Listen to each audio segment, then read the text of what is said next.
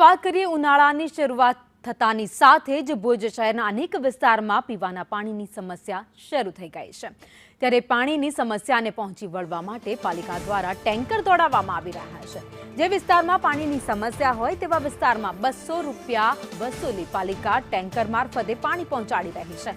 હાલમાં શહેરના વિવિધ વિસ્તારમાં 5 ટેન્કર મારફતે 60 જેટલા પાણીના ફેરા કરવામાં આવ્યા છે। આજે તમે જોઈ શકો છો કે ભુજ શહેરમાં માત્ર 5 ટેન્કર અને 1 ટ્રેક્ટર છે અને 60 થી 70 દરરોજની પૈસા ભરી લોકો પાણી મંગાવતા હોય છે।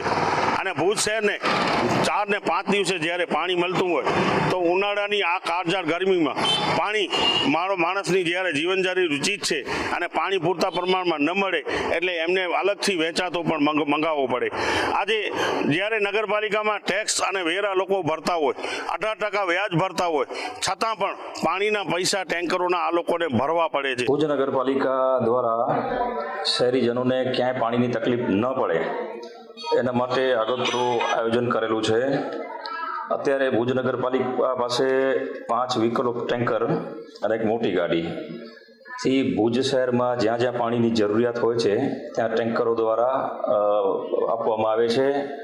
અને ભુજ શહેરમાં અત્યારે જે નર્મદાના નીર આપણે મા નર્મદા પેયજળ આપણે મળે છે એમાંથી ભુજ શહેરમાં પાણી વિતરણ વ્યવસ્થા ભુજ નગરપાલિકા દ્વારા કરવામાં આવે છે।